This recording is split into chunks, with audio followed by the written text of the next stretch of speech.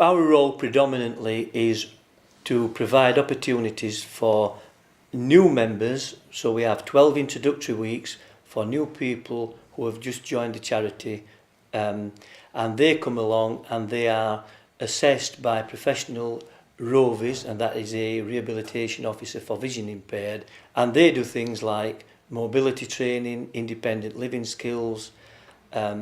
We teach them IT, to use various software packages that are user-friendly for people with some useful sight, in fact for people who have no sight at all. A number of our blind veterans who have been on the rehab and training programme or IT training programme, who have exhausted that and come to the end of the training but want to come back, will then come back on the themed activity weeks. For example, our next one is a gardening week.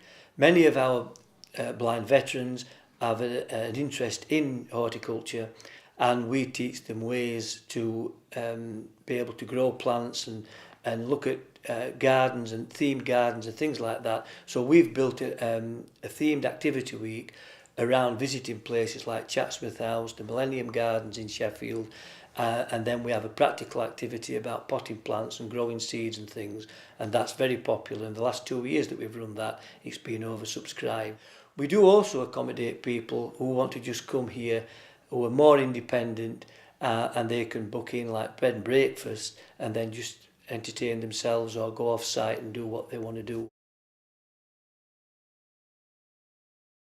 The aim of the introductory week is to work with the member, the blind veteran, through a series of detailed assessments, all focused around their VI issues. If they want to travel about independently in their own community, then a ROVI, that's a rehabilitation officer for vision impaired, will work with them on a one-to-one and take them out in the local community and teach them how to use a white cane. We do independent living skills where they will learn to operate and utilise equipment in a kitchen setting safely, in a safe environment, so that they're not doing harm to themselves.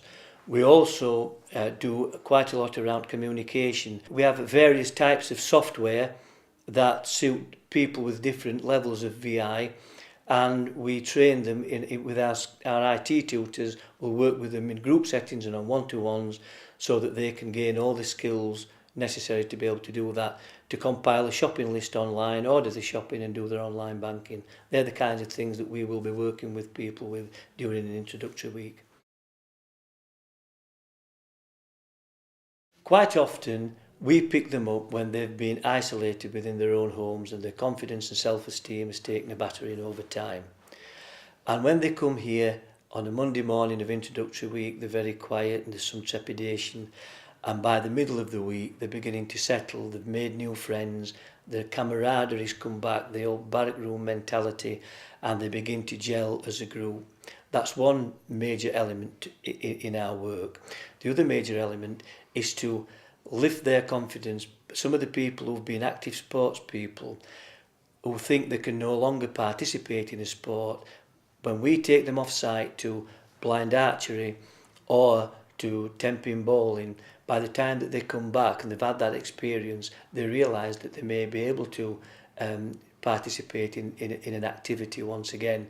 And quite often, following an introductory week, you will find that the next time you come across that member at one of the other sites, they will have joined archery, a bowling club, a craft activity or something like that, and they'll be off doing something, and they'll have gained the confidence and got some of the self-esteem back.